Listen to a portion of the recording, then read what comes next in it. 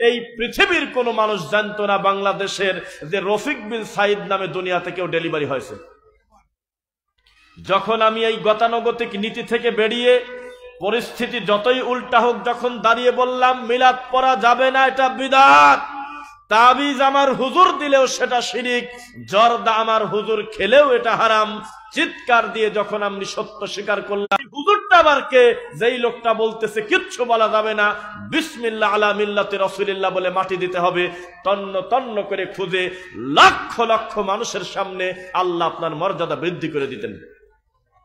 কার আশায় সত্য রাকাত নামাজ পড়লে 3,88,00,000 রাকাতের নেকি, এ কথা তুমি যেদিন বলেছিলে, কষ্ট তুমি আমাকে দাও নাই, আমাকে ব্যথা দাও নাই, আল্লাহর দিন নিয়ে ঠাট্টা করার কারণে তোমাদের এই তবলিগটা 2000 দাফন কাফনের পূর্বে যাকে দিয়ে গেছে সম্পত্তি আর যাকে দেয় নাই, 4 জন এক জায়গায় হয়ে জড়ায় ধরে বলতে হবে আমরা ক্ষমা চাই। মুনাজাত শুরু হবে কোন সময়? আখেরি মুনাজাত। এ কি কাবা ঘর নাকি? ইমামের সামনে কে পিছনে কে ডানে পে, ওই পাশে স্টেশন রোড থেকে শুরু করে টঙ্গী, সেরাগালি, হোসেন মার্কেট, কামারপাড়া, আব্দুল্লাহপুর, টঙ্গী, উত্তরা, একেবারে ব্রিজের নিচে হাঁটা চলা করা যায় না, ইমাম কোন জায়গা আছে বোঝা যায় না, চতুর্মুখে ঘুরে কাবা ঘরের মতো দাঁড়ায় নামাজ পড়তেছে। মিথ্যা না সত্য? এই পাগলামির বন্ধ হবে কবে? যেই ভাষার জন্য জাতি জীবন দিয়েছিল, এই ভাষায় মোনাজাত পর্যন্ত হয় না, আর জাতি কিছুই বোঝে না, খালি হু হু করে মোনাজাতে কাঁদে। বাসের উপরে, টাকের উপরে, গাড়ির উপরে যে যেভাবে আছে প্রত্যেকেই আল্লাহর নবীর বিরোধিতা করতেছে, কথাই ঠিক। সময় এসেছে পাবলিকের সামনে সত্য বলার, ইনশাআল্লাহ। ভয় করি না মৃত্যুকে, হকটা আমরা বলেই যাবো ইনশাআল্লাহ।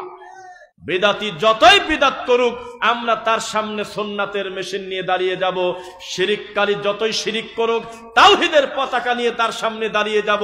তুমি শুধু তাবিজ কবজ নিয়ে থাকবে, আমরা তা হতে দেব না। নিরীহ মানুষের কান পর্যন্ত আমরা সত্য পৌঁছাবো ইনশাআল্লাহ। লিল্লাহি তাকবীর। রাসূল সাল্লাল্লাহু আলাইহি ওয়াসাল্লাম বলেছেন, মান আমিলা আমালান লাইসা আলাইহি আমরুনা ফাহুয়া রাদ। তোমরা দেখতেছো সেটা আমল বাংলাদেশে জনপ্রিয় হয়ে গেছে আমলটা, তবে আমলটা যদি আমার রাসূলের কায়দায় না হয় এই আমলটা বাতিল, বাতিল, প্রত্যাখ্যাত বাতিল। এই দেশের মানুষের কাছে জনপ্রিয় হলেই সেটা টিকবে সেটা নয়। আমার ধারণা এই পাশের এলাকা দিয়ে যদি এখনই ভোটাভুটি হয়, আল্লাহর নবী নূরের তৈরি না মাটির তৈরি, এখানে নূরের তৈরিওয়ালারা বেশি ভোট পাবে, বাতিল এখানে পরাজয় হবে না, জয় হয়ে যাবে। জমিনের ফয়সালা কখনো চূড়ান্ত ফয়সালা হতে পারে না। এই পিরোজপুরে যদি এখনই তন্ন তন্ন করে খোঁজেন, এখনই যদি ঘোরাফেরা করেন হুজুরদের কাছে, বলেন তো মিলাদ পড়া বেদাত না সুন্নাহ, অধিকাংশ হুজুর বলবে মিলাদ পড়া ঠিক আছে, এটা কোনো দোষের কিছু না। যারা পড়ে না তারা হলে ওহাবি, তার মানে বাতিল এখানে জয়ী হয়ে যাবে। এই বাংলাদেশে যদি তন্ন তন্ন করে খোঁজা হয়, বলো তো তোমার আল্লাহ উপরে না তোমার আল্লাহ কলবে? অধিকাংশ লোক 20 নম্বর সূরা তহা আয়াত নাম্বার 5 বিরোধিতা করে একেবারে অধিকাংশ ভোট দেবে হলো আল্লাহ কলবে। ব্রাহ্মণবাড়িয়া থেকে প্রায় 80% ভোট নিয়ে নূরওয়ালারা জয়যুক্ত হয়ে যাবে, মাটিওয়ালা ভোট বেশি পাবে না। চট্টগ্রাম থেকে অধিকাংশ ভোট নিয়ে জয় হবে, মিলাদের গ্রুপ, দরুদের গ্রুপ পারবে না। এই জমিনের ফয়সালার চূড়ান্ত কথা কে বলেছে আপনাকে? আপনি পীর, আপনি বক্তব্য দিচ্ছেন, সামনে আপনার হাজার হাজার মুরিদ, আপনার মাথা খারাপ হয়ে গেল, আপনি মনে করেছেন যে আপনি হকের পথে আছেন। জেনে রাখেন, জেনে রাখেন, সাবধান। ওয়া ইন তুতিউ আকসারা মান ফিল আরদি ইউদিল্লুকা আন সাবিলিল্লাহ। নবীকে আল্লাহ বলতেছেন অধিকাংশ লোকের মতামত নিয়ে চলতে যায়েন না, তারা আপনাকে মূল রাস্তা থেকে সরায় গোমরা করে দেবে। ইয়াত্তাবিউনা ইল্লা যান্না ওয়া ইনহুম ইল্লা ইয়াখরুসুন। কারণ অধিকাংশ চলে হলো আন্দাজার অনুমানের ভিত্তিতে। ওয়াল্লাহি, আল্লাহর কসম, জায়গার নাম হলো ভাঙ্গা ফরিদপুর। সেখানে আমরা একটা লোককে আমরা পেলাম, একটা মুরব্বীকে আমরা জিজ্ঞাসা করলাম যে আপনি কোথা থেকে আসতেছেন? তো বলতেছে ঢাকা থেকে। কি করেন? একটা পর্দায় উনি বললেন যে আমি চরমোনাই মুরিদ। তা আমরা তাকে বললাম যে তবলিগ জামাত সম্পর্কে আপনার মন্তব্য কি? তা উনি ওনার মতো ব্যাখ্যা দিতে দিতে একটা পর্যায়ে বলল, আমাকেই বরং উল্টা বুঝ দিচ্ছে যে এখনো কোনো আল্লাহর ওলির কাছে কি বায়াত হইছেন? এখনো কি কোনো পীর কেবলার কাছে হাতটা দিছেন? এ কথা তিনি বলতেছে। তখন আমরা তাকে বললাম যে আমরা একটু সিদ্ধান্তহীনতায় ভুগতেছি, আপনি একটা পীরের কাছে হাত দিয়েছেন, যদি ওটা ফসকে দেয় তো জান্নাতে যাবেন কিভাবে? আর একটু সময় নেন। মৃত্যুর 2 বছর আগে প্রমাণ পেলেন যেই পীরের জন্য টাকা দিয়ে, বুদ্ধি দিয়ে, গরু দিয়ে, ছাগল দিয়ে, জীবনের কষ্টের উপার্জন দিয়ে পীরকে বড় করতেছেন, ওই পীর তার বাকি ভাইয়ের সম্পত্তি জোর করে লিখে নিয়েছে। এখন কি করবেন বলেন? মৃত্যুর 5 বছর আগে যদি প্রমাণ হয় যেই ইল্লাল্লাহ জিকিরকে আপনার পীর সাহেবের দরবারের সবচেয়ে দামি ইবাদত ধরা হতো, এই জিকিরের নাম হলো নাস্তিকতার জিকির, এটা রাসূলের জিকির না, এখন আপনি কি করবেন বলেন? এভাবে 10 থেকে 15টা কথা বলার পর লোকটা পাগল সেজে গেছে। আমি বললাম যে আপনি এই কথা চোখ বুজে স্বীকার করেন, আপনি একটা মূর্খ। কয় যে হ্যাঁ আমি মূর্খ। আমি বললাম আপনাদের মতো মূর্খ লোকই হলো পীর ফকিরের কাছে পড়ে, কোন শিক্ষিত লোক জীবনে পীরের দিক তাকাবে না ইনশাআল্লাহ। পীর মানেই হলো শনিবারকে বলবে মঙ্গলবার, আর মূর্খ মুরিদ বলবে জি বাবা জি বাবা, আর বৃহস্পতিবারকে বলবে রবিবার, জি আব্বা জি আব্বা। কারণ তালবিসে ইবলিস বইতে লেখা, কেউ যদি এক সকাল পীরের কাছে বসে তাহলে সারা দিন তার বিবেকের কাজ করে না। কেউ যদি সারা দিন কোন পীরের কাছে সময় কাটায়, লা আকলা আবাদান, কিয়ামত পর্যন্ত যদি তার হায়াত হয়, গোটা জীবনে তার বিবেক আর ফিরবে না। তার মানে আক্কেলের দাঁত ফেলা দিছে একবারে। এই মূর্খ নীতি আর কতদিন চলবে? হকটা গ্রহণ করতে কিসের এত শরম? হক বড় কঠিন। আপনাকে আমি একটি কথা বলি, জনপ্রিয়তা কোনোদিন সত্যের মাপকাঠি না। ওই যে বড় হুজুর, যার নামের উপরে এই দেশে লক্ষ লক্ষ লোক জড়ো হয়, তিনিও যখন মালয়েশিয়াতে খুতবা দেয় তখন কিন্তু আরবি ইংলিশে দেয় না, তিনি ওই দেশের ভাষায় দেয়, ইংলিশে দেয়। বিশাল জনপ্রিয় আলেম, তিনি যখন সালাত আদায় করে, তার সালাত আদায় করার রুকু, তার হাত বাঁধা আপনার মন মতো না। কিন্তু এই দেশে এসে এই খোলা মাঠে তিনি সত্য স্বীকার করবে না। তার মানে তার ধারণা, আমি যদি সত্য স্বীকার করি শুধু আহলে হাদিসরা ভালোবাসবে, বাকি লোক আমাকে ভালোবাসবে না। এই জন্য হুজুর অনেক জ্ঞানী জ্ঞানী কথা বলে, বলতে বলতে একটা পর্যায়ে আহলে হাদিসকে একটা খোঁচা দিয়ে ফেলে। কারণ জানে যে এই শ্রেণীকে যদি আমি গালি না দেই, বাকি লোক আমাকে মাথায় তুলে নাচবে না। সাবধান, এই পৃথিবীতে মাজলুম হয়ে বাঁচতে চাই, জালেম হয়ে নয়। শিরিককারী হিসেবে বাঁচতে চাই না, তাওহীদবাদী হিসেবে বাঁচতে চাই, কোনো বেদাতি হয়ে চলতে চাই না, সুন্নাহপন্থী হয়ে 3 দিন বাঁচতে চাই ইনশাআল্লাহ।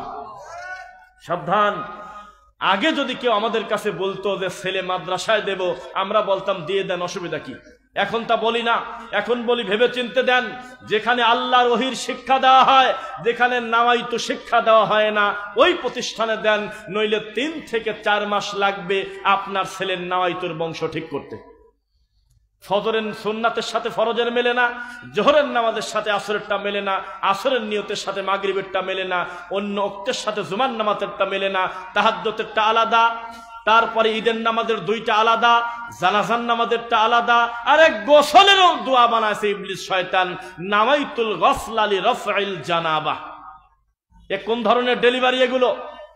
এই নিরীহ কোরআনে হাফেজ ছেলেদের, বাচ্চাদেরকে গরুর মতো পিটায় পিটায় প্রায় 3 থেকে 4 মাস ভরে পড়েছে নাওয়াইতু আন উসাল্লি লিল্লাহি তাআলা রাকআতাই সালাতিল ফজর ফরদুল্লাহি তাআলা ইক্তদাইতু বিহাদাল ইমাম মুতাওয়াজ্জিহান ইলা জিহাতিল কাবাতিশ শরীফাতি আল্লাহু আকবার।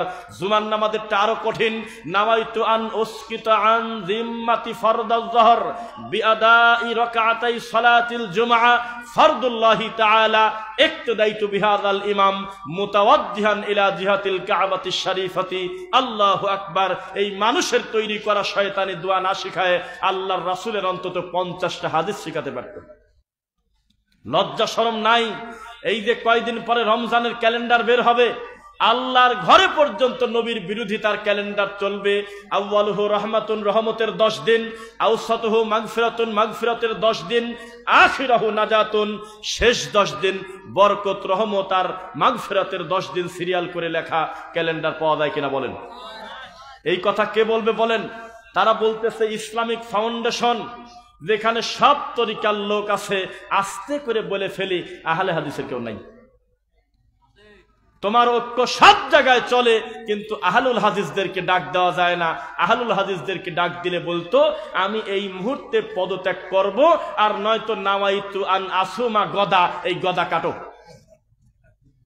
এই নির্লজ্জরা বুঝে গেছে আমরা যদি সয়াবিন তেল, পেট্রোল, পাম অয়েল, সরিষা, নারকেল, জুই, কেরোসিন সব এক জায়গা মিশাতে চাই আমরা মিশাতে পারবো, তবে আহলে হাদিস যদি একজনও কমিটিতে রাখি তাহলে আমাদের খবর আছে।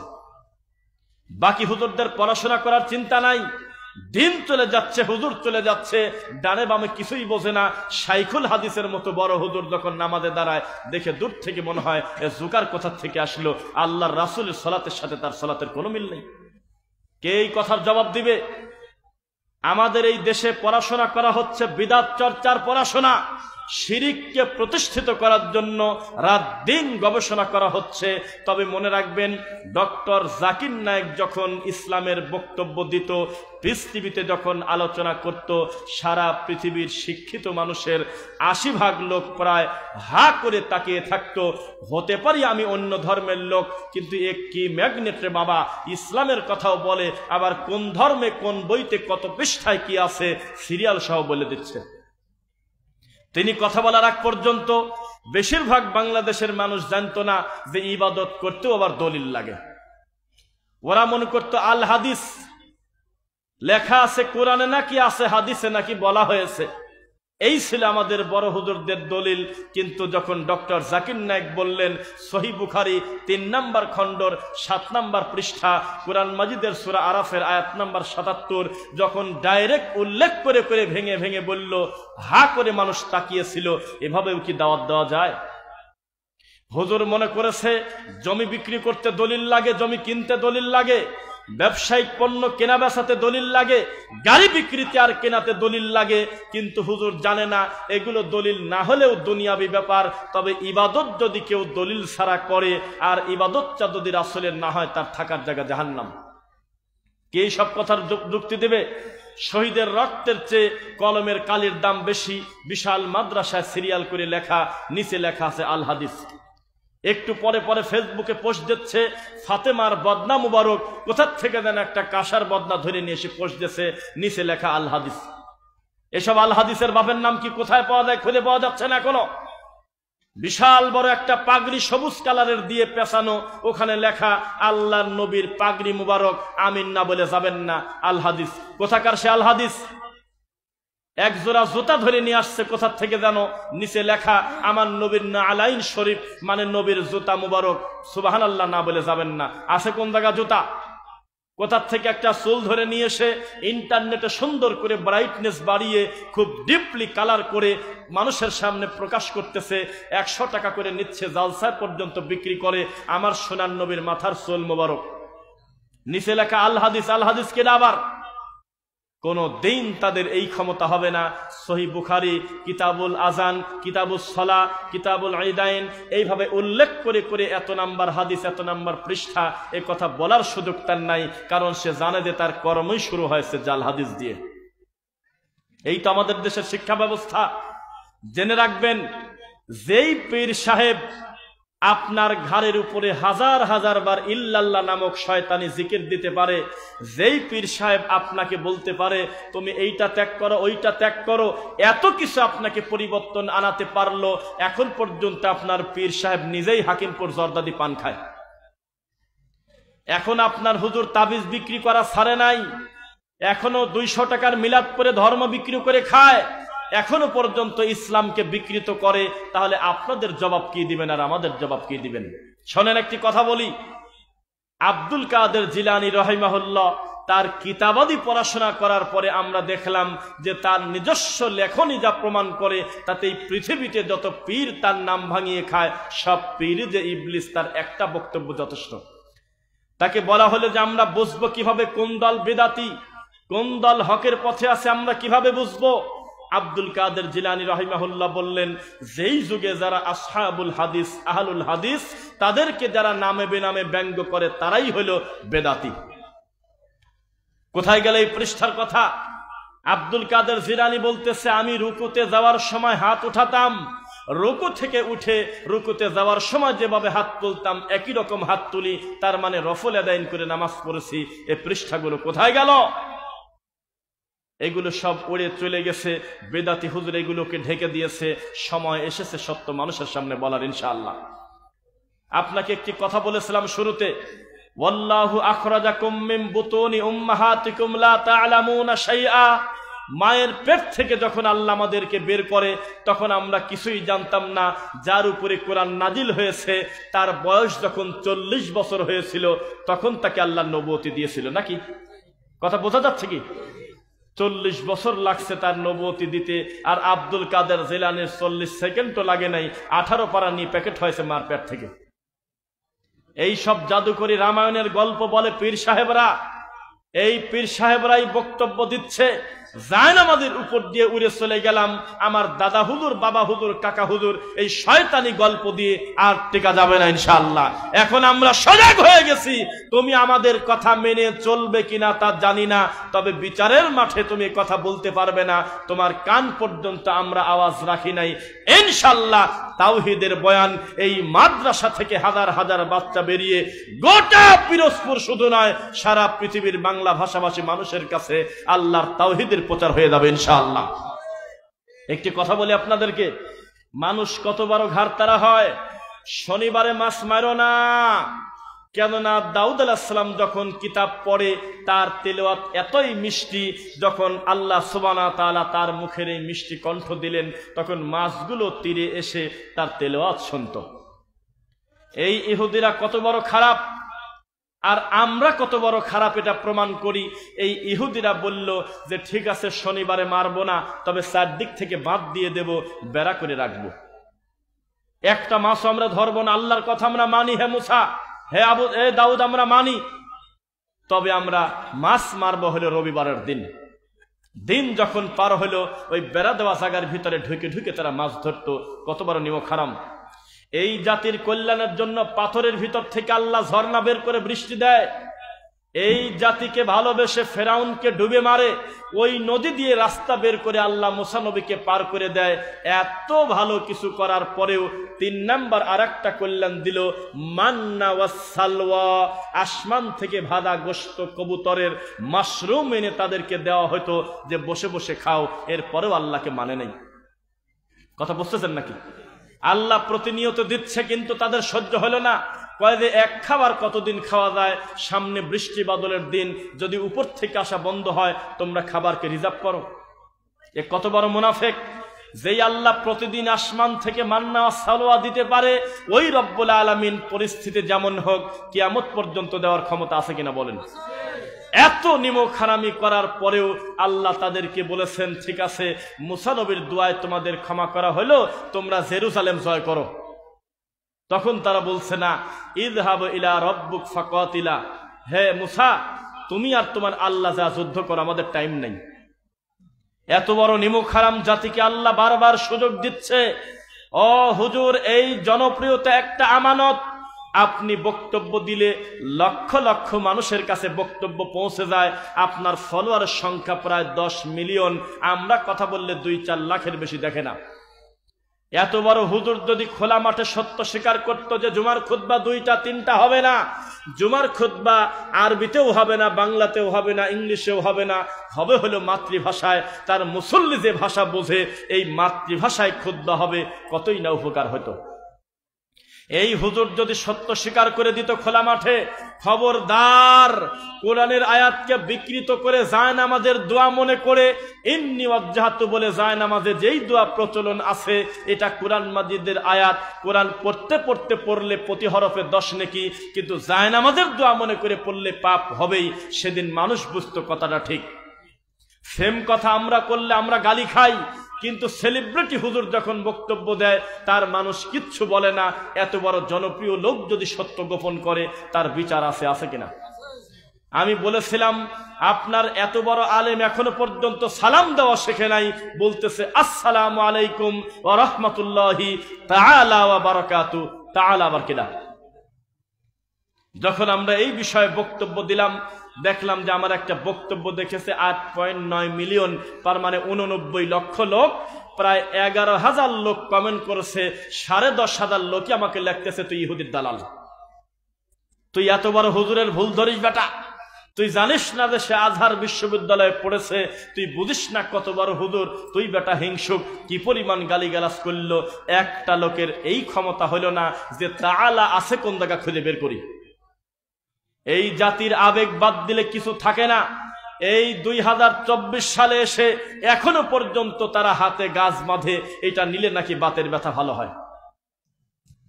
যখন আমরা যুক্তি দিচ্ছি, ও পিরোজপুরবাসী, ও সরসিনার নেসারাবাদবাসী, এখন বেদাত করা যাবে না, শিরিক করা যাবে না, এই কর্মটা ঠিক না, তখন সবচেয়ে বড় বাধা আসে আমার হুজুররা করছে। হুজুররা কি বোঝে না? বলে কিনা বলেন? এত বড় বড় হুজুর কি ভুল করছে? আমাদের বাপদাদা কি ভুল করছে নাকি? এটা বলে কিনা? তাকে জানিয়ে দেন, ভুল করছে। বাপ মার সব কাম ঠিক ছিল না। 80 ঘর বোঝেন, বাচ্চা ডেলিভারি দেওয়া থেকে 40 দিন পর্যন্ত আমাদের পাবনার ভাষায় বলে মা হলো 80 ঘরে আছে। কি ঘরে? আপনারা কি বলেন? আতুর ঘর নাকি? একই একই। এই 80 ঘরে আল্লাহর কসম আমরা দেখেছি ওই মায়ের বালিশের কাছে রেখেছিল লোহা, গরুর দাঁত, কাশি, তারপরে টিপ, মেস, অনেক কিছু দিয়ে রাখা। এটা কি ভালো করে গেছে? বাপ মার সব কাম মানা যাবে না, এটা ভালো করে যায় নাই। আমরা দেখেছি এত সুন্দর লাউ ধরেছে গাছে, আর দৌড়ে গিয়ে দাদি লাউ গাছের সাথে জুতা ঝুলে দিয়েছে। আমরা দেখেছি পিরোজপুর থেকে ঢাকায় যাচ্ছে, গাড়ি ভর্তি মাল, টাকের নিচে ঝাড়ু ঝুলতেছে, জুতা ঝুলতেছে। বাপ দাদার এই কামটা ভালো ছিল না। দেখেছি আমরা দাদি রুটি বানাইছে, প্রথম রুটি কাউকে খেতে না দিয়ে প্রথম রুটিটা চালে রেখে দিয়েছে। এটা ভালো কাজ করে যায় নাই। আমরা দেখেছি দাদা মরে যাওয়ার আগে তার 5 ছেলেকে সম্পত্তি দিল, 4টা মেয়ে আছে, কথা ভুলে গেছে। এই কামটা ভালো করে যায় নাই। এটা তার ভুল ছিল, এটা স্বীকার করতে লজ্জা কিসের?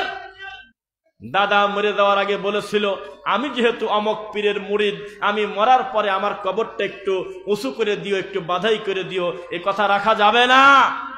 মরে যাওয়ার আগে বলে গেছে, অমকের খয়রাতে কত লোক হলো, 3টা গরু মারছে, তোমরা আমি মরার পর 4টা গরু মারো। এ কথা রাখা যাবে না।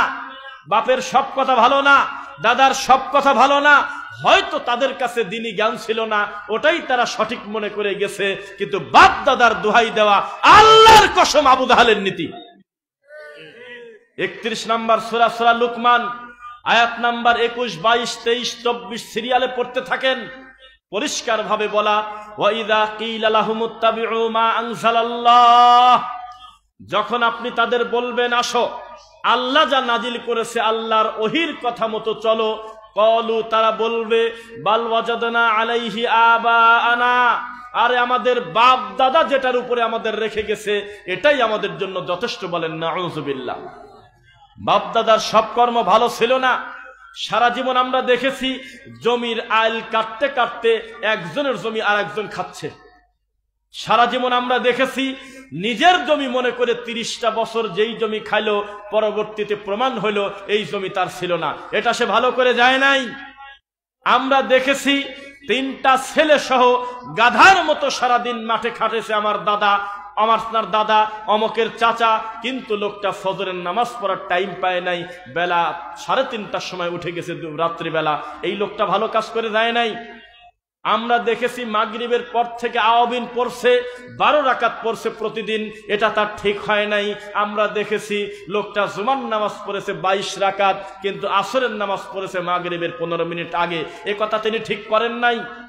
এরকম অসংখ্য অসঙ্গতি আছে, হাজার হাজার ভুল তারা করে গেছে। এই ভুলের যুক্তি দিয়ে যদি হত্যা করেন, প্রত্যাখ্যান করে দেন, আল্লাহর কসম এই কাজ করেছে যিনি, তিনি হলো আবু জেহেল। কোরআন মাজিদে একটা কাফেরের নামে সূরা আছে, সূরার নাম হলো লাহাব। যেই আয়াতের অর্থ তাব্বাত ইয়াদা আবি লাহাবি ওয়া তাব, হে আল্লাহ আবু লাহাবের 2 হাত ধ্বংস করে দেন, আবু লাহাবকে ধ্বংস করেন। অথচ তার বেটাবাটি ছিল 5 জন।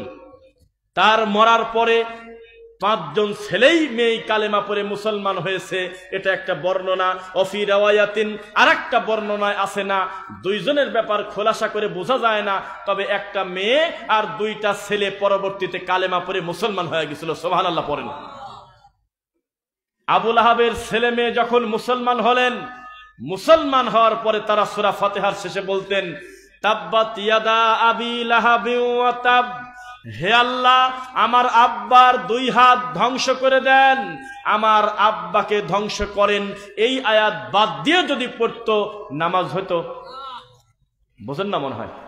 আমি কিন্তু আলতা ফালতা কথা বলে টাইম আপনাকে কাটাবো না, কারণ আমাদের এই মানহাজটাই এমন, যাকেই তুলে দেন মাইকের সামনে সবাই বলে আল্লাহ বলেছেন, নবী বলেছেন, ঠাকুর বলেছেন, কাকা বলেছেন, দাদা বলেছেন, বলে না। আলহামদুলিল্লাহ। আবু লাহাবের ছেলে যদি মনে করে আল্লাহ সমস্ত মানুষ পড়বে যে আমার আব্বার হাত ধ্বংস হোক, আমরা বলবো না, কারণ আমার আব্বা মায়া আছে। আমরা বলবো আল্লাহ আমার আব্বাকে আপনি জান্নাতে দেন, হবে? দিনের ব্যাপারে কোনো ছাড়াছাড়ি নাই। আবু লাহাবের হাত ধ্বংস হোক, আবু লাহাব ধ্বংস হোক, এ কথা তার নিজের ছেলে মেয়েরাই চাইতো। সাবধান, দিনের ব্যাপারে কোনো আপোষ নাই। ও মা, এখন তুমি যা চাইবে তাই দেব, দুনিয়ার ব্যাপারে সাধ্য যতটুকু আছে, কিন্তু তোমার জর্দা আমি পান জর্দা কিনে দেব না, চুন কিনে দেব না, সুপারি কিনে দেব না। তুমি ভালো কি খেতে চাও আমাকে বলো। আব্বা, টাকনুর নিচে কাপড় আমি পরতে দেব না, পীরের বাড়িতে গিয়ে ইমান বিক্রি করতে দেব না, আমার বাড়িতে কোনো পীর ফকিরের নীতি চলবে না, আমার বাড়িতে চলবে আল্লাহ এবং তার রাসূলের কথা ইনশাআল্লাহ। আব্বা, দুনিয়ার শ্রেষ্ঠ মানুষ হলো মুহাম্মদ সাল্লাল্লাহু আলাইহি ওয়াসাল্লাম, তার মেয়ের নাম হলো ফাতেমা। ডাইরেক্ট তাকে বলতেছে ইয়া ফাতেমা আনকিদনি নাফসাকে মিনান নার, হে ফাতেমা জাহান্নামের আগুনের ভয় করো। মুহাম্মাদের মেয়ে হিসেবে আলাদা কোনো সুযোগ সুবিধা পাবে না, আমলে সলে করো, আল্লাহকে খুশি করে তোমাকে জান্নাতে যেতে হবে। ও আব্বা, আপনার ওই পীর সাহেব হাজার হাজার মানুষকে মুরিদ করতেছে, আল্লাহর নবী কয়জনকে মুরিদ করছে নাম বলেন। আব্বা, আপনি যে বাবার দরবারে যাচ্ছেন, যেই জিকির করতেছেন হু হু ইল্লাল্লাহ, আবার হেই হেই করে ওঠে, বাম দুধের 2 আঙুল নিচে লা ইলাহা বলার পর ইল্লাল্লাহর ধাক্কা এসে লাগবে, এই নীতি আবু বকর জীবনে কয়দিন করেছে আপনার আব্বা জবাব দিতে পারবে না।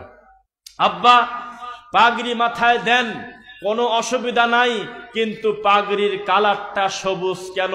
তখন আপনার বাপ বলতেছে তুমি কি জানো না আমার নবীর কবরের, বা ওরা তো কবর বলে না, বলে রওজা মুবারক, রওজা মুবারকের কালার হলো সবুজ, এই জন্য সবুজ কালার পাগড়ি পরি।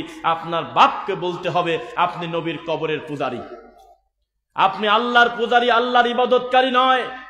আপনি কোন একটা স্থাপনার কালার দেখে টুপি পরিবর্তন করেছেন, জুব্বার কলার পরে না আপনার এলাকার কিছু হুজুররা আছে, বুঝেন নাকি?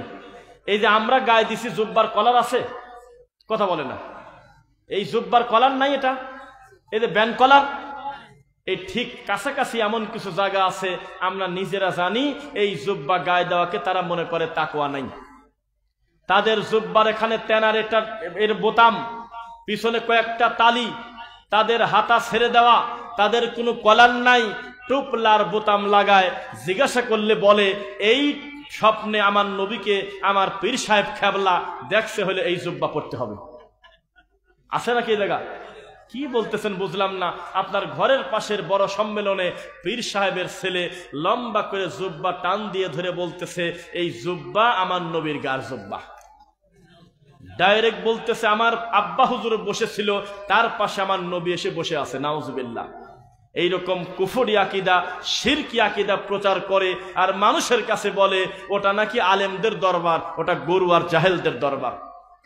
সাবধান, শিরকের কোনো আফসোস নাই, বেদাতের কোনো আফসোস নাই। ডাইরেক্ট মুখ দিয়ে বলতে হবে সামি'না ওয়া আতা'না, ঠিক আছে আমার বিরোধিতা হোক হোক, আমার নবী যদি এটা না করে আমি ছেড়ে দেবো ইনশাআল্লাহ, আমার রাসূল যদি করে আমি এটা করব। খালি একদিন ওই হুজুর খবর পাইছে নামাজের পরে সকলে মিলে ইমাম মুসল্লি হাত তুলে মুনাজাত করা নাকি বেদাত, হুজুরের সহ্য হচ্ছে না। হুজুর এমন ব্যবহার করলো মনে হচ্ছে এই প্রথম শুনল। অথচ মাওলানা দেলোয়ার হোসেন সাইদি রাহিমাহুল্লাহ এই লোকটার কাছে প্রায় 36 বছর আগে প্রশ্ন দিয়েছে দিনের বেলায় মহিলা প্যান্ডেল থেকে, যে প্রশ্ন করেছে তার নাম হলো খাদিজা। ইউটিউবে লিখলে এখনো টনটন করে বের হবে। ওনাকে প্রশ্ন করেছে আমাদের দেশে নামাজের পরে সবাই মিলে ইমাম সহ একযোগে যে হাত তুলে মুনাজাত করে এটা নাকি বেদাত। তখন তিনি মিষ্টি করে হাসি দিয়ে মুস্কি হেসে বললেন মা বোনদের ভিতর থেকে তো ভালোই প্রশ্ন আসে, মাশাআল্লাহ, জীবন নবী করে নাই, সাহাবায়ে কেরাম করে নাই, একযোগে সবাই মিলে মুনাজাত দিলে বেদাত হবে। এই কেউ দেখছেন, সাক্ষী আছেন? সাইদি সাহেবকে বলা হলো শবে বরাত কি করা যাবে কিনা, তখন তিনি বললেন যে শবে বরাত করলে বিদআত হবে। ও হুজুর, কোথায় ছিলেন আপনি? আপনি চিৎকার দিলে মুরগিও আপনার কথা শোনে না। আর এই মানুষ যখন বক্তব্য দিত, লক্ষ লক্ষ মানুষ তার বক্তব্য শুনত। এত বড় মানুষ সত্য স্বীকার করেছে, আপনার লজ্জা কিসের? সত্য স্বীকার করার ভিতরেই রয়েছে বরত্ব। কুল্লু বানি আদমা খাত্তা ওয়া খায়রুল খাত্তাইনা আত-তাওয়াবুন। প্রত্যেক আদম সন্তানই পাপী, তবে সবচেয়ে ভালো পাপী তারা যারা তাদের পাপকে বুঝতে পেরে আল্লাহর কাছে ক্ষমা চায়। ক্ষমা চান তো ইনশাআল্লাহ? লিল্লাহি তাকবীর। লোক যাই হোক, আপনাদের এনার্জি আছে আলহামদুলিল্লাহ। আমরা কথা বলতে থাকি, কি বলেন? সাইদি রহিমাহুল্লাহকে জিজ্ঞাসা করা হলো, চট্টগ্রামে এক সময় আপনি মিলাদ পড়ছেন, কিয়াম করেছেন, আমরা দেখেছি, এখন মিলাদ পড়েন না কেন? দেখছেন এই প্রশ্ন? কেউ দেখছেন না? তখন তিনি হাসলেন আর বললেন, অনেক কিছুই আমরা ইবাদত মনে করে করতাম, পরবর্তীতে এসে দেখতেছি এটা ইবাদত না। তাকে জিজ্ঞাসা করা হলো, মাওলানা দেলোয়ার হোসেন সাইদি রহিমাহুল্লাহকে আকীদা সম্পর্কে বক্তব্য দিতে, তিনি চিৎকার দিয়ে লক্ষ জনতার সামনে বললেন, আকীদা আমাদের সাফ করতে হবে। টেনে টেনে বক্তব্য দিতেন তিনি, কথাগুলো ভেঙে ভেঙে বলতেন। একেবারে বৃদ্ধ মানুষরা পর্যন্ত তার মুখের কথাগুলো বুঝতে পারতো কিনা? ওনার নাম নেওয়ার একটা উদ্দেশ্য আছে, কারণ আমাদের দেশের কোন বেদাতির এখন পর্যন্ত ওই জনপ্রিয়তা হয় নাই যেই জনপ্রিয়তা আমাদের হানাফি মাযহাবেরই একজন বড় আলেম মাওলানা সাইদি সাহেবের ছিল। এত বড় মানুষ, তিনি বলেছেন আকীদাকে সাফ করতে হবে। আল্লাহকে কলবে মনে করলে এটা শিরকি আকীদা হবে। বলতে হবে আল্লাহ আরশের উপরে আছে, সুবহানাল্লাহ। আল্লাহর কসমে কথা তিনি বলেছেন, মুখ দিয়ে স্বীকার করেছেন। কেন আপনি এখনো বোঝেন না যে 40 বছর আগে বলেছে তাবিজ কবজ ছিঁড়ে পানিতে ফেলে দেন, এখনো পর্যন্ত আপনার এই কথা আসলো না? সাইদি সাহেব বলেছেন, তাজা পীর, মরা পীর, ছোট পীর, বড় পীর, বিচারের মাঠে কোনো পীর কোনো মানুষের 4 পয়সার কোনো উপকার করতে পারবে না। এই যে গত কয়েকদিন আগে একটা বক্তব্য শুনলাম, সাইদি সাহেবের কাছে নাকি কাগজ লিখে লিখে বারবার প্রশ্ন দিত, ওনার নাকি বিরক্ত করতো সবাই, যে আপনি মানুষকে মুরিদ করেন নাকি কামে? দেখছেন, আপনি মানুষকে মুরিদ করেন না কেন? তখন তিনি হাসলেন আর বললেন, আমার দাদা হলো ফুরফুরার আবু বকর সিদ্দিকের খলিফা, হাজার হাজার মুরিদ ছিল তার। আমার চাচা ছিল ফুরফুরার আবু বকর সিদ্দিক, বড় হুজুর দাদা হুজুরের মুরিদ, খলিফা, হাজার হাজার মুরিদ তারও ছিল। আমি যদি পীর মুরিদি করতে চাইতাম, আমি ঘরে বসে কোটি কোটি টাকা ইনকাম করব, কোনো ব্যাপারই না। অথচ আমি খোলা মাঠে দাওয়াতি কাজ করতে গিয়ে কত বিপদে পড়তে হয় আমি জানি। পীর মুরিদি কোনো শরীয়তের কাজ না। কিসের এত ভঙ্গি? আর লজ্জা শরম বলতে কিচ্ছু নাই। এই 2024 সালে এখনো তারা কামরা কামড়ি করতেছে, নবী মাটির তৈরি না নূরের তৈরি? হায়রে কপাল! কোরআন নাজিল হয়েছে 1450 বছর আগে। এই কপাল পোড়া জাতি এখনো সিদ্ধান্ত নিতে পারে নাই নবীকে বানাইছে কি দিয়ে। প্রায় 1450 বছর আগে আল্লাহর নবী জন্ম নিয়ে আবার মারাও গেছে, এখনো পর্যন্ত সিদ্ধান্ত নিতে পারে নাই আল্লাহর নবী কি গায়েব জানে নাকি গায়েবের মালিক না। এইভাবে কামরা কামড়ি চলতেছে। ইসলামের কতটুকু কল্যাণ হচ্ছে? লাভের ভিতরে হচ্ছে যে 90 লাখ ইহুদি মারতেছে 250 কোটি মুসলমানকে। সারা পৃথিবীর সব ইহুদি যদি এক জায়গায় করেন, একটা বর্ণনা মতে 3 কোটির বেশি হবে না। এই 3 কোটি মানুষ আমাদের মুসলমানদেরকে কচুকাটা করতেছে কিনা বলেন? ও ভণ্ড হুজুর, তোমাকে একটু খারাপ ভাষায় বলি, তোমার লজ্জা হয় না কেন? এই ডাইরেক্ট আমার কোরআন নিয়ে ডক্টর উইলিয়াম ক্যাম্পবেল ব্যঙ্গ করল। 1990 সাল থেকে প্রায় 14 বছর তার চ্যালেঞ্জ গ্রহণ করার মতো লোক এই দুনিয়াতে ছিল না। তিনি বলেছিলেন, তোমাদের ভিতরে কেউ কি আছো? কোরআন মাজিদে ভুল আছে 29টা। নাউজুবিল্লাহ বলেন না কেন? কোরআন মাজিদে সূরা লুকমানে আল্লাহ বলতেছে, ওয়া ইয়ালামু মা ফিল আরহাম, মায়ের পেটে কি আছে আমি আল্লাহই ভালো জানি। কোরআন মাজিদের আয়াতটা মিথ্যা। নাউজুবিল্লাহ। ওয়া ইউনাজ্জিলুল গায়স, বৃষ্টি কোথায় দেব আমি আল্লাহ ছাড়া কেউ জানি না। অথচ আয়াতটা মিথ্যা, মানুষ বানিয়েছে। এ কথা বলেছিল doctor William Campbell. Doctor William Campbell যখন বলল কোরআনে 20টা ভুল আছে, 30টা ভুল আছে, ও ইন্ডিয়ার হুজুর, ও বাংলাদেশ পাকিস্তানের বড় বড় আল্লামা শাইখুল হাদিস, ও দাবার বংশ, ও কুসেয়া, ও আল্লামা, ও বড় হুজুররা, কেউ কি চ্যালেঞ্জ গ্রহণ করবে? চিৎকার দিয়ে তখন আমাদের দেশ থেকে বলছিল আমাদের আরো সময় লাগবে, কোরআনে ভুল আছে কি না আছে এগুলো নিয়ে সময় দেওয়ার টাইম নাই, আমরা ব্যস্ত আছি, এখনো সিদ্ধান্ত নিতে পারি নাই নবী কি নূরের তৈরি না মাটির তৈরি। তারা বলেছিলেন কেউ কি আসো? আমি রবিশঙ্কর বলতেছি, কোরআন হলো মুহাম্মদ নিজে ঘরে বসে বানাইছে। তখন ভারত, বাংলাদেশ, পাকিস্তানের বড় বড় হুজুররা বলছিল আমাদের কাজ আছে, আমরা ব্যস্ত আছি, আমরা 40 দিনের চিল্লায় বাড়াইছি, আসতে দেরি হবে। তখন একটা প্যান্ট শার্ট পরা মানুষকে, একটা টাই পরা মানুষকে দিয়ে, একটা ডাক্তার মানুষকে দিয়ে সারা পৃথিবীর ইহুদি খ্রিস্টানের হাঁটু কাঁপায় দিয়েছে আল্লাহ। হুজুর হুজুরের দায়িত্ব পালন করলেই প্যান্ট শার্ট পরা লোক দাওয়াত দিবে কেন? ঘরে বসেই হুজুর বক্তব্য দিচ্ছে, যেই লোকটা বলে মিলাদ পড়া বেদাত, তার বউ তালাক, তালাক দেওয়া লাগবে না, অটো তালাক। আছে নাকি এমন হুজুর? এমন ফতোয়া ডেলিভারি হয় এই দেশে? ডাইরেক্ট মানুষকে শিরকের দিকে ডাকে, কুফুরের দিকে ডাকে। একটা কথা বলি, একটা বক্তব্য দেখবেন ফেসবুকে আছে, সম্ভবত 2000 সালের আশেপাশে, পিছনে লেখা পিরোজপুর, কিন্তু কোন থানায় জানি না, মনে পড়ে গেল। এই বক্তব্যে হুজুর বলতেছে, শোনো, পীর মুরিদির খেলা কাকে বলে? বড় হুজুর বড় পীর কেবলা খাজা হেঁটে যাচ্ছে, যেতে যেতে দেখলো সামনে নদী। আমি যদি এই নদী, এই আপনার কি বলে, এই যে সারসিনা ঘাট না, এই ঘাট থেকে এখানে হলো আপনার জায়গার নাম বয়া, এই বয়া রাজাবাড়ি আসতে গেলে এই নদীটুক পার হতে হবে কিনা? তখন পীর সাহেব হুজুর বলল, এই মুরিদ, ওয়াজ তো নিশেছি, দাওয়াত নিয়েছি, দাওয়াত কবুল করেছি, দাওয়াতে যেতেই হবে, কিন্তু নৌকা নাই, যাব কিভাবে? কয় যে কারোর কাছে কিন্তু বলিস না, তুই চোখ বন্ধ করে আমার জায়েন আমাদের পিছনে দাঁড়া, চুপ করে বসে থাক, আর আমি যা বলি সেটা তুই রিপিট করবি না, তুই বলবি ইয়া খাজা, ইয়া খাজা, একটু পর পর খাজা খাজা বলবি, আর চোখ বন্ধ করে থাকবি, আমি না বলা পর্যন্ত চোখ খুলবি না, তাহলে মরে শেষ। ঠিক আছে আব্বা হুজুর, ঠাকুর বাবা, তাই করব। তখন পীর সাহেব বলতেছে, আল্লাহ আমাকে তুমি রক্ষা করো আল্লাহ। জায়নামাজ ডোবে না, জায়নামাজের উপর দিয়ে ধীরে ধীরে ধীরে ধীরে বয়া রাজাবাড়ির দিকে সারসেনা ঘাট থেকে জায়নামাজ চলে আসতেছে। পিছন থেকে মুরিদ মনে করলো, আহারে আমার পীর সাহেব তার আল্লাহকে ডাকতেছে, আমিও মন চাচ্ছে আমি আমার আল্লাহকে ডাকি। মুরিদ পিছন থেকে ডাকতেছে, আল্লাহ আল্লাহ আল্লাহ। 3টা ডাক দেওয়ার পর 4 নাম্বার ডাক দিতে পারতেছে না, খুঁজে পাওয়া যাচ্ছে না। খাজা পিছন দিকে তাকায় দেখে ওর খালি নাক দুটি বাড়া আছে, তাছাড়া শেষ, নাক পর্যন্ত ডুবে গেছে। কেন তোর কি হলো, তুই নিচে কি কামে? কয় যে না, আমি তো কোনো পাপ করি নাই, যেভাবে দাঁড়া করে রাখছেন দাঁড়ায় ছিলাম, চোখও বন্ধ করেছিলাম, জায়ন আমাদের উপরেই ছিলাম, খালি মাঝখানে ইয়া খাদা বলা বাদ দিয়ে বলছিলাম ইয়া আল্লাহ।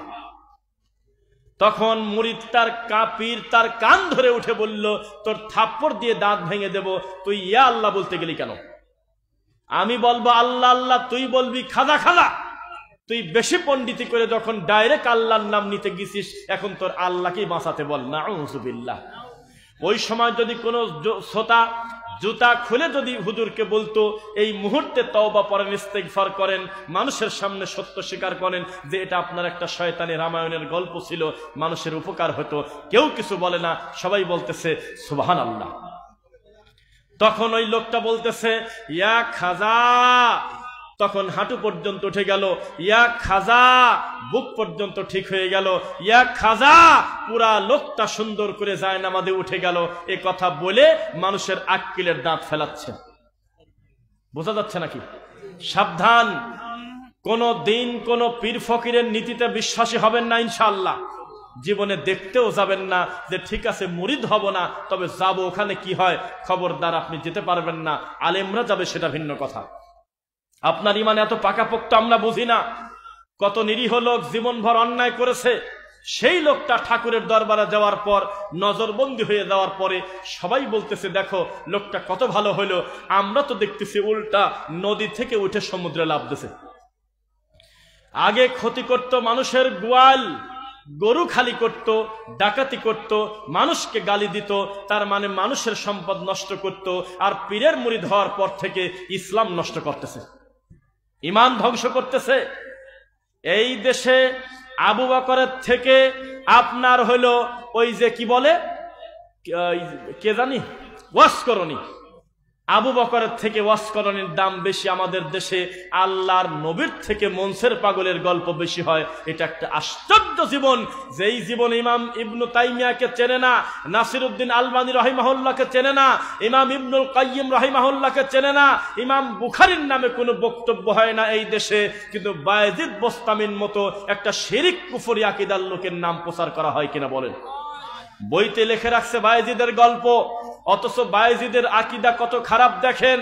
বায়েজিদ বাড়িতে কি আসো বায়েজিদ, ভিতর থেকে বায়েজিদ বলতো আল্লাহ ছাড়া কেউ নাই বাড়িতে, নাউজুবিল্লাহ।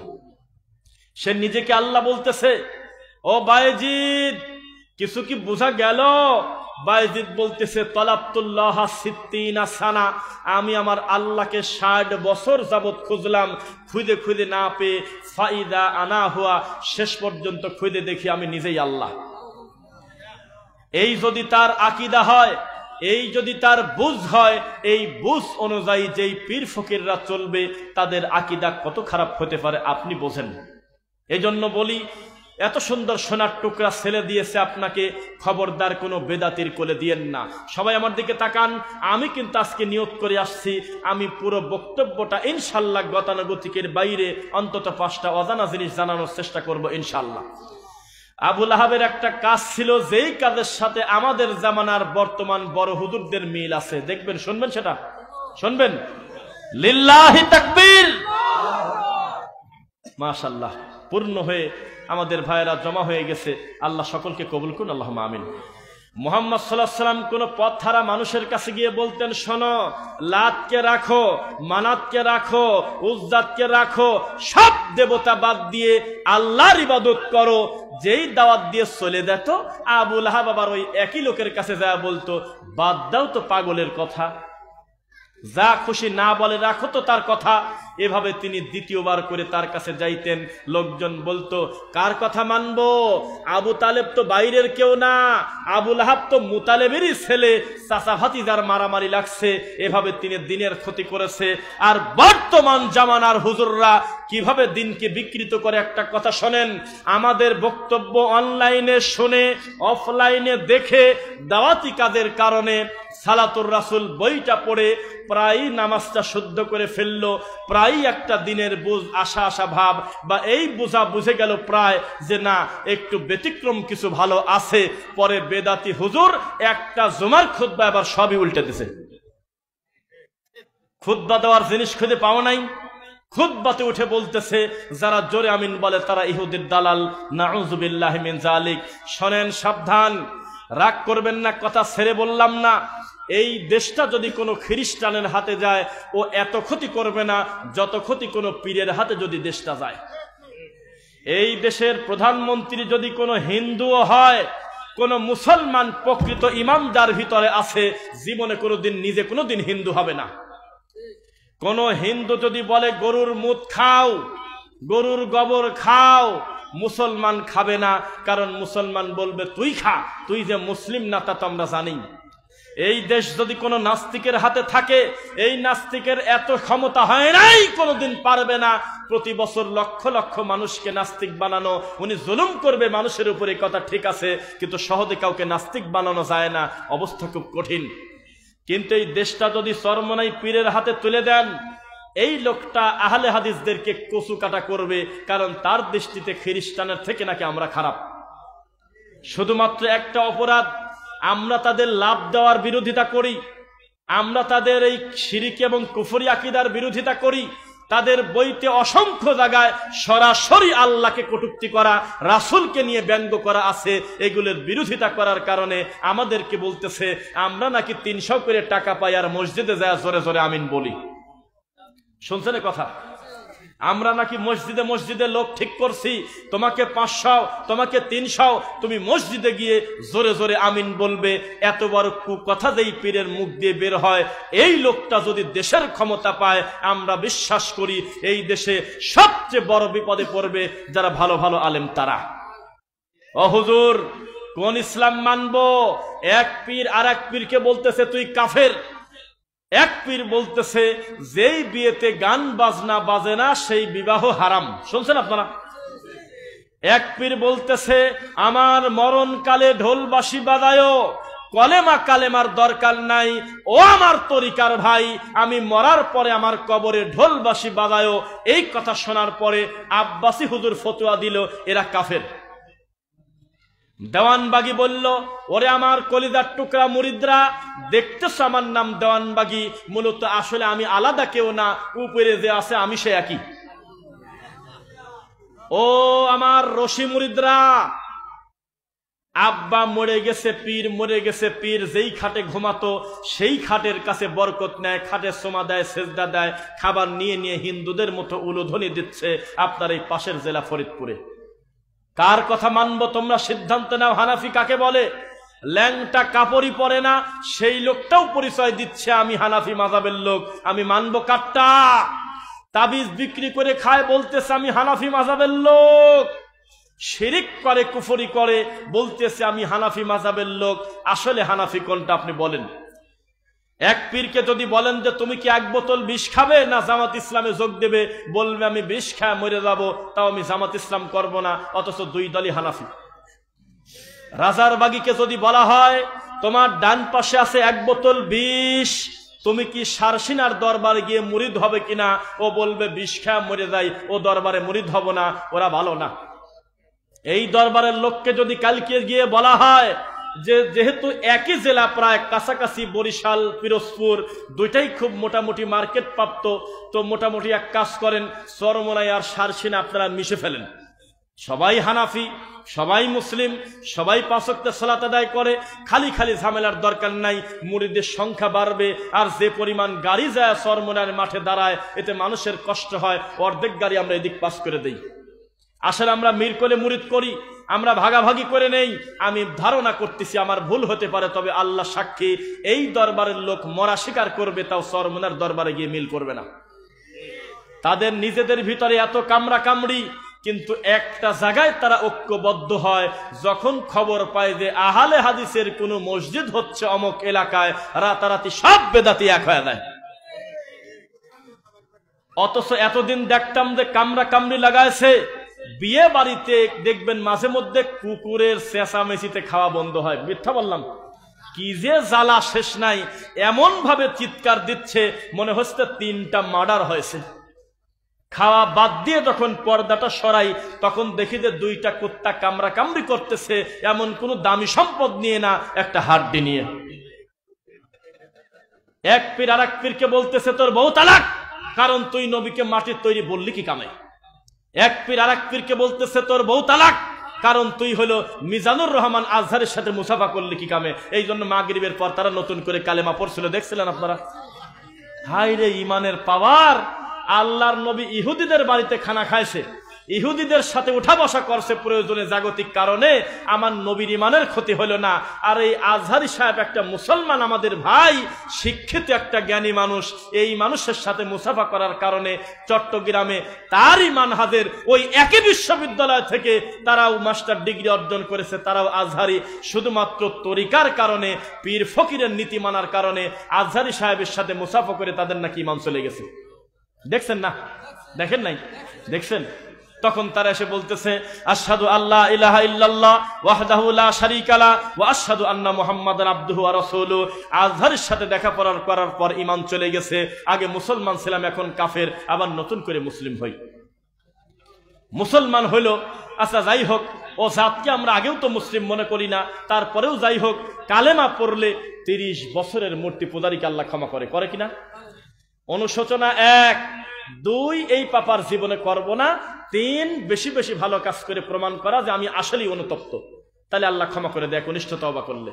তা আমরা মনে করলাম যাক অন্তত তওবা পরে যাই হোক একটা লাইনে আসলে ওদের দৃষ্টিতে। এখন দেখি যে মুহূর্তের মধ্যে বলতেছে আল্লাহ তুমি আমাকে ক্ষমা করো, নবী তুমি আমাকে ক্ষমা করো। আবার কোন গেল কত জ্বালা। আল্লাহর কাছে ক্ষমা চাওয়া হলো ইবাদত, আর নবীর কাছে ক্ষমা চাওয়া হলো শিরক। নবীর কাছে সন্তান চাইলে ঈমান থাকে না, আল্লাহর কাছে সন্তান চাইলে ঈমান আরো বাইরে। সুবহানাল্লাহ। এই হলো তোমাদের হুজুর।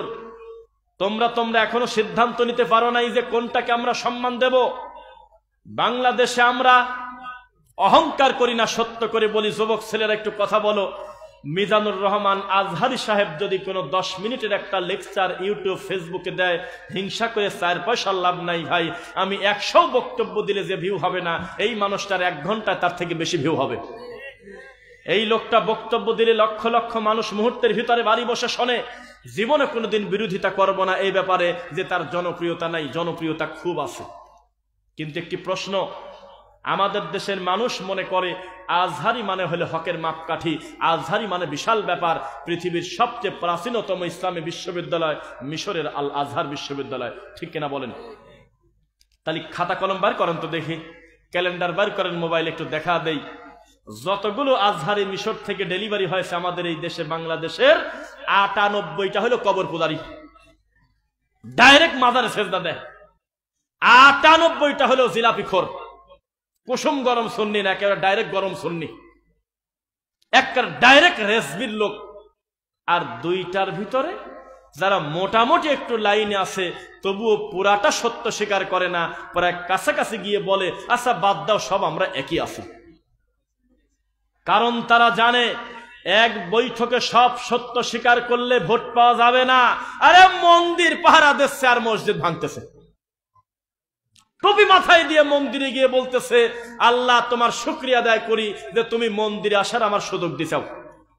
ওরে হুজুর, তোমার ঈমান যে জায়গা ডাইরেক্ট আমার আল্লাহর সাথে শিরিক চলতেছে রানিং, ওখানে কোনো মুসলমান যেতেই তো পারে না, গিয়ে বলতেছে আমার ভিতরে ভালো একটা ব্রাহ্মণ আছে, ওখানে গিয়ে কোরআন পড়তেছে। ওই বেদাতি হুজুরকে বলে দেন আমরা স্বীকার করি পাথর পূজা, মিনার পূজা, কুতুব পূজা, প্রত্যেকটা খাম্বা পূজা হলো শিরক। কি কথা বলেন? কি সারা জীবন পৃথিবীর সব ফুল এক জায়গা করে, বাংলাদেশের সব গোলাপ এক জায়গায় করে, এই যে যশোর আছে পাশে, যশোরের কি আছে না, যশোর না কোথায় জানো সবচেয়ে বেশি ফুল পাওয়া যায়? কোথায়? হ্যাঁ, যশোর। এই যশোরের সব ফুল খালি করে সব নামাজি লোক নামাজের পরে গিয়ে যদি শহীদ মিনারে ফুল দেয়, শহীদের 1 পয়সার উপকার হবে কি হবে না বলেন? 1 পয়সার উপকার হবে না ফুল দিলে। এটা আমরাও বুঝি, বেদাতি হুজুরও বোঝে। এই জন্য কয়দিন আগে দেখলাম, বলেন তো 16ই ডিসেম্বর গেছে কিনা, কয়েকদিন আগে গেছে, 16ই ডিসেম্বরে ওরা দিচ্ছে ফুল, মেয়ে দিচ্ছে ফুল, ছেলে দিচ্ছে ফুল, আর বেদাতি হুজুর বলতেছে যেহেতু ফুল দিলে শিরিক হয় আমরা ফুল দেব না। ঘর থেকে কোরআন নিয়ে গিয়ে 50টা হুজুর এক জায়গায় বসে কোরআন পড়তেছে। সাক্ষী দেন, দেখছেন? এ কোন বেদাত, এ কোন শয়তানি? কোরআন পড়ার জায়গা নাই। এই শহীদদের পাশে, এই খানকার পাশে বসে, এই শহীদ মিনারে বসে একাধারে যদি 25 বছর কোরআন খতম পড়ে শহীদরা যদি 1 নেকি পায় তো মিথ্যা হবে না। এই নীতি রাসূল শেখান নাই। তাদের জন্য দোয়া করার বহু পদ্ধতি আছে। মানুষের সামনে দাঁড়িয়ে কোরআন পড়ে 30 জন 40 জন বলতেছে যে যা পড়ছো এখন আমার কাছে ডেলিভারি দিয়ে দাও। উনি হাত তুলে কি জানি বলতেছে বিহাক্কে লা ইলাহা ইল্লাল্লাহ। এ কোন ধর্ম? ওরা ফুল দিলে যদি শিরক হয়, বেদাত হয়, তুমি কোরআন পড়ে তুমি ধর্মকে বিকৃত করার কারণে তুমি ওদের থেকে বড় পাপী। তুমি এই কাজ করতে গেলে কেন? তোমার জ্ঞান নাই, বুদ্ধি নাই। তোমাকে একটি কথা বলি, তোমাদের ঐক্য কাকে বলে একটু আমাকে দেখান। সবাই তাকান আমার দিকে। এটার নাম কি? নাম কি বলেন? আপনাদের একাগ্রতা, আপনাদের বিনয় আমাদেরকে মুগ্ধ করতেছে। আলহামদুলিল্লাহ। আপনারা যে ধৈর্য ধারণ করে পুরো বক্তব্য শুনতেছেন, আমরা খুব বেশি সময় আপনাকে কষ্ট দেব না, কারণ এটা একটা ব্যতিক্রম মাহফিল। যেই মাহফিলে কোনো কালেকশন নাই, শুধু প্লেন ভাবে বক্তব্য দিচ্ছে আলেম ওলামা। আলহামদুলিল্লাহ। এটার নাম কি? গ্লাস। এই গ্লাসে আমি এখন একটা স্যালাইন বানায় দেখাবো আপনাদের, দেখবেন নাকি ইনশাল্লাহ?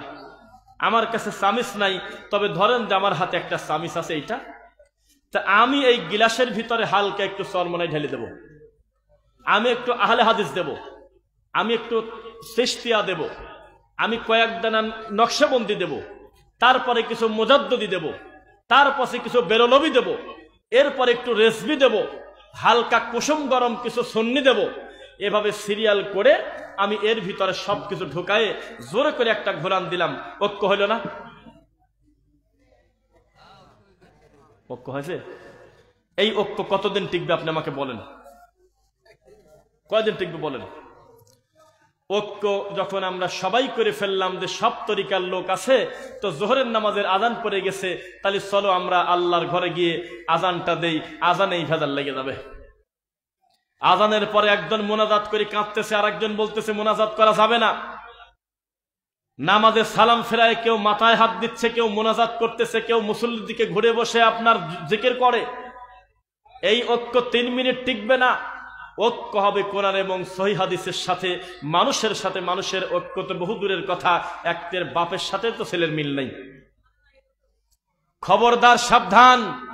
আফ্রিকার জঙ্গলে বসেও যদি কোন লোক ওহির কথা মানে, কোরআন মানে, হাদিস মানে, অটোমেটিক সে আমার ঐক্যের ভাই। তোমাদের মতো মিটিং করে করে বলতে হবে না যে আসো আমরা সবাই মিলে ঐক্য করি। তোমার সাথে ঐক্য কিসের?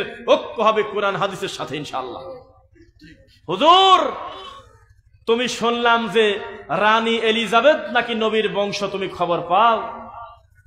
তুমি বলতেছাও যে ডোনাল্ড ট্রাম্পের নাম হাদিসে আছে। তুমি এত কিছু খুঁজে পাইলে কোরআন হাদিসে, আর তুমি বলতেছো আকীদা খুঁজে পাই নাই। আকীদা হলো মানুষ বানাইছে, আকীদা শব্দ হলো ফেক।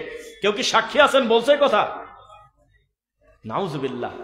সেই হুজুরকে খোলা মাঠে আল্লাহ এমন বেইজ্জত করেছে, তার নাম হয়ে গেছে রকেট মৌলবী। কয়দিন আগে বড় হুজুর বলল আহলে হাদিসকে আহলে খবিশ বলে গালিগালাজ করছে, সাক্ষী আছেন? সেই লোকটা খোলা মাঠে বলতেছে আল্লাহর নাম নিয়ে বিশ্ব সুন্দরীর মুহের দিক টাকা থাকো। সমস্ত মিডিয়া, সমস্ত মূলধারার মিডিয়া বলল এটা আবার কোন ধরনের হুজুর জালসার মঞ্চে এসে লোকজনকে নায়িকার কথা বলে? শোনো হুজুর, ইতিহাস সাক্ষী, আহলে হাদিসের বাচ্চার কোনো বক্তব্য নিয়ে টিকটক হয় না, কোনো ভিডিও বানানো যায় না। কারণ তারা জানে এদের বক্তব্য কাটবো কোন জায়গা। এরা নাচে না, লাভ দেয় না, হিন্দি গান নকল করে বাংলা বলে না, হুজুরের গলা ধরে উল্টে পড়ে যায় না, জিকিরের সময় লাভ দি মাসে ওঠে না। তাহলে কোন অংশটুক কাটে টিকটক বানাবো? এই জন্য টিকটক মানেই হলো তোমাদের বেদাতি হুজুরদের সরাসরি।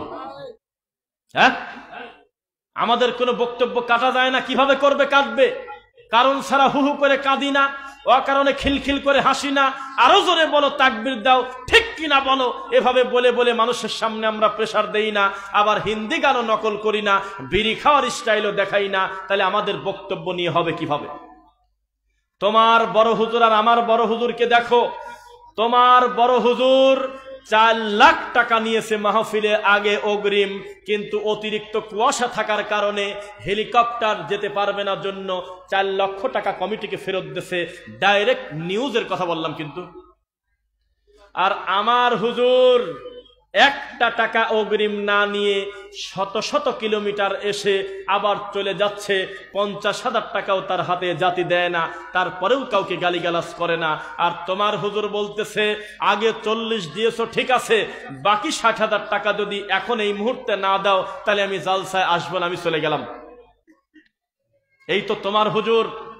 আমার হুজুর সারাটা জীবন বলেছে হক প্রচার করতে করতে যদি আমার জীবন চলে যায় যাক, মারের পরোয়া করি না, জেলের পরোয়া করি না।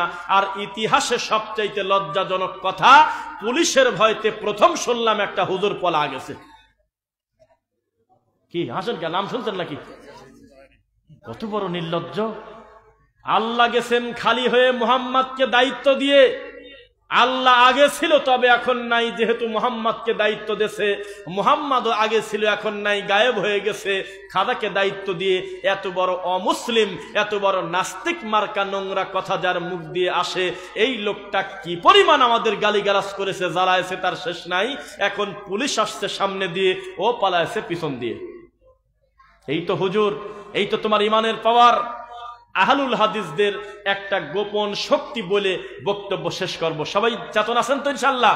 লিল্লাহি তাকবীর।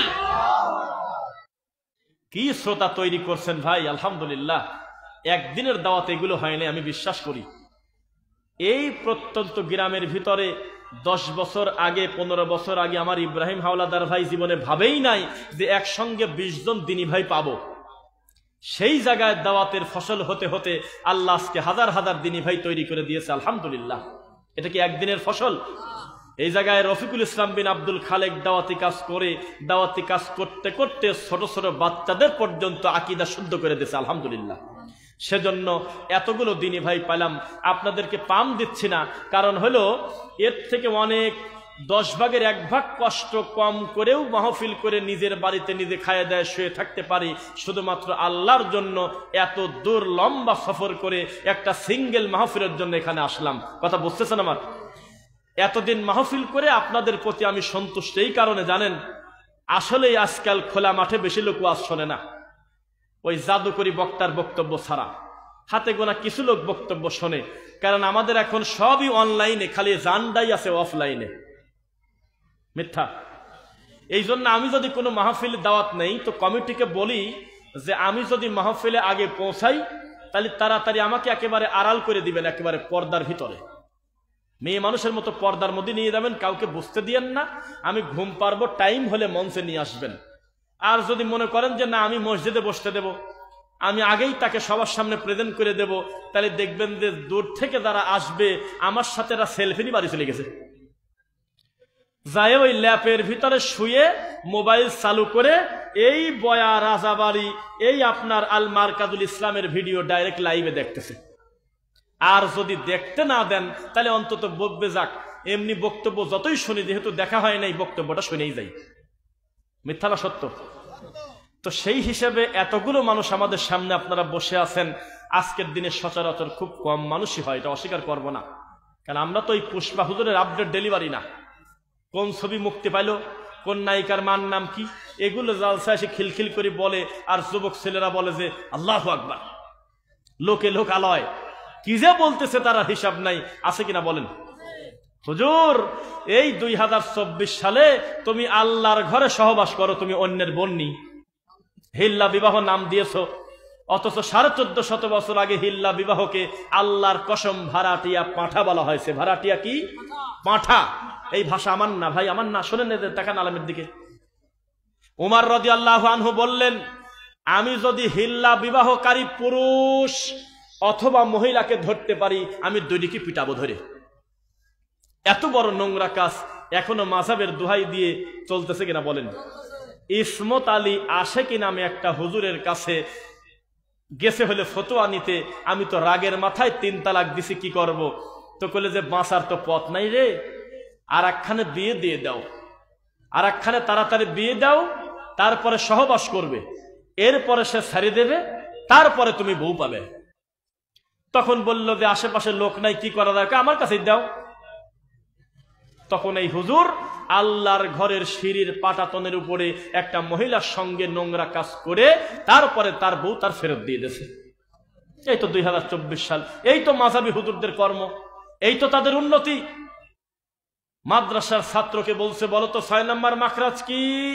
কয়েছে জিব্বার মধ্যখান, তার বরাবর উপরে তালুর সঙ্গে লাগাইয়া হা হবে হলো জিম, হা বলে ফেলছে ছোট মানুষ।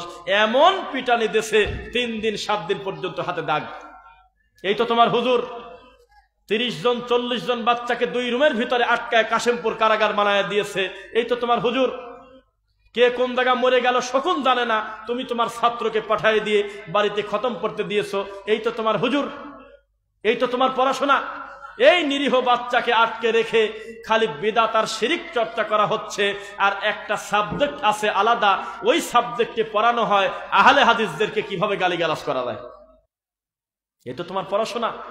আর আমাদের পড়াশোনা আল্লাহর ওহী ভিত্তিক, ইনশাআল্লাহ। কি বললেন? আল্লাহর ওহীর শিক্ষা। আল্লাহ তুমি আমাদের অতীতের ভুলগুলো ক্ষমা করো। এটা ব্যতিক্রম নামের একটা মাদ্রাসা করেছেন আপনারা, আল মারকাজুল ইসলামী আস-সালাফি, পিরোজপুর।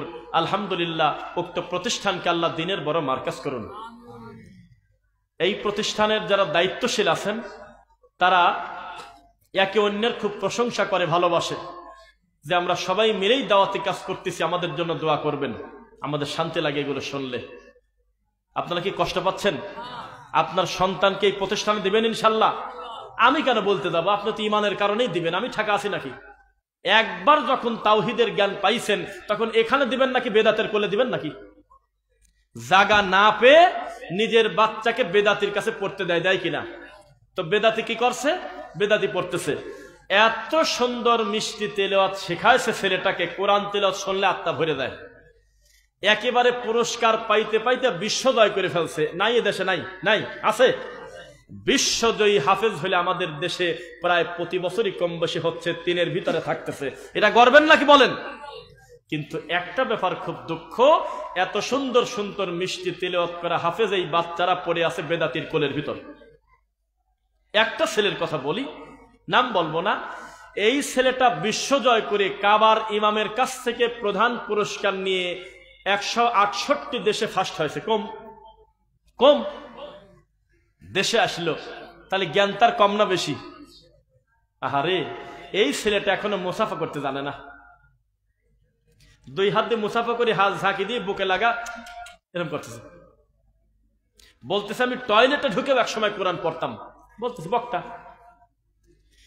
আপনি আমাকে নাম বলেন আজকে থেকে 15-20 বছর আগে যারা ফার্স্ট হয়েছিল কোরআন তেলাওয়াত করে সারা পৃথিবীতে, একটা ছেলের নাম বলেন যে খোলা মাঠে তাওহীদ ভিত্তিক দাওয়াতি কাজ করতেছে, তার নাম বলেন, আমি শুনবো।